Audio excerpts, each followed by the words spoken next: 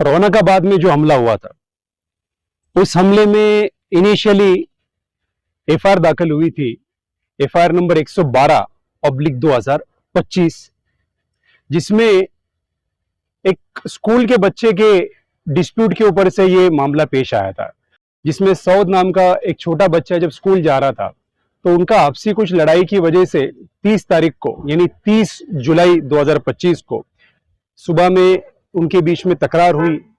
तो उस बुनियाद पे फिर जो आरोपी क्रमांक 1 है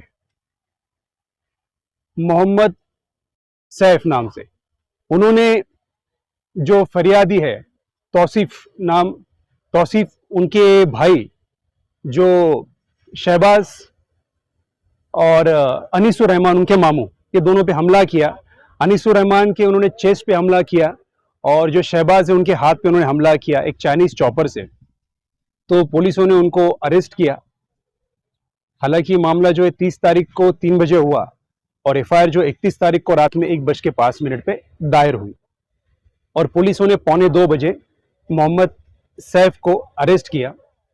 उसके बाद में जब कोर्ट के सामने पेश किया गया तो पुलिसों ने 7 दिन का पीसी मांगा और उसमें तफ्तीश के लिए कोर्ट ने कुछ दिनों की उसमें पीसी दी।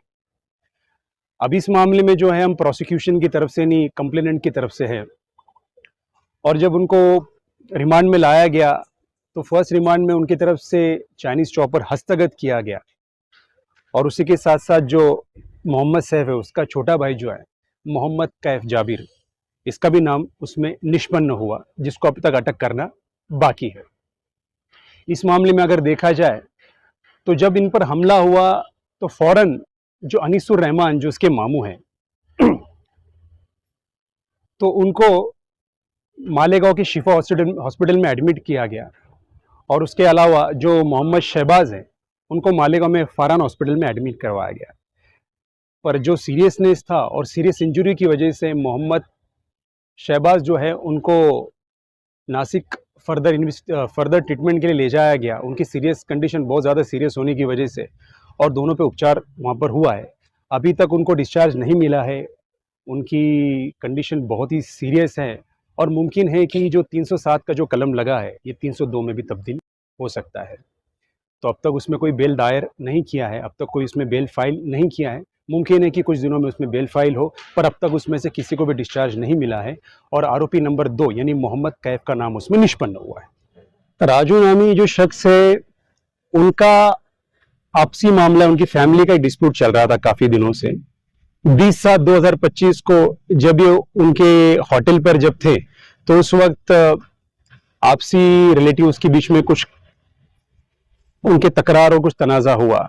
उसी बात को दिल में रखकर राजू मिलन का ऐसा कहना है कि जो खलील जुम्मन साहब है उन्होंने और उनका जो बेटा है जमशेद जुम्मन, इसने उन पर जानलेवा हमला किया और उनको मारने की कोशिश की। पर अगर यही हकीकत होती तो फिर उसमें खलील जुम्मन साहब का नाम कहीं भी एफआईआर में दर्ज नहीं किया है और न ही उनके खिलाफ में कोई एलिगेशन है।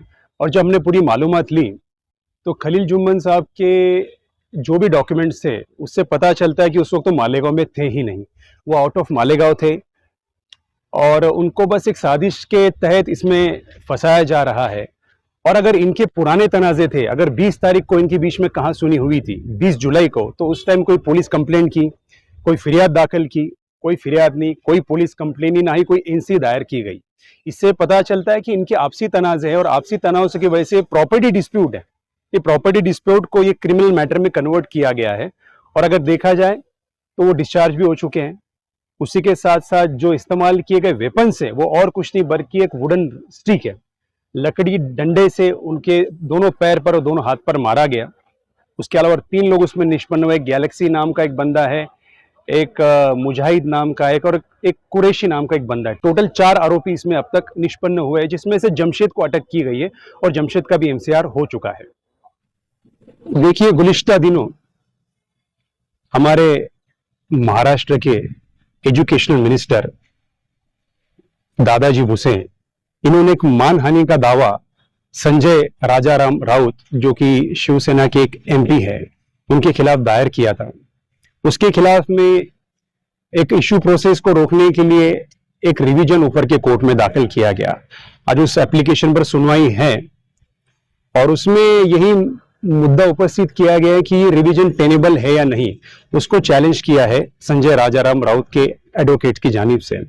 पर हकीकत में ये मुद्दा टेनेबल है, मेंटेनेबल है और ये कंसिडरेबल भी है। इसीलिए आज इस पर सुनवाई होनी है और आज हम दादा भूसे साहब की तरफ से उसमें पैरवी करने वाले हैं और आज इस पर मुमकिन है कि आज ही आर्ग्यूमेंट हो और आज ही इसमें सुनवाई भी हो।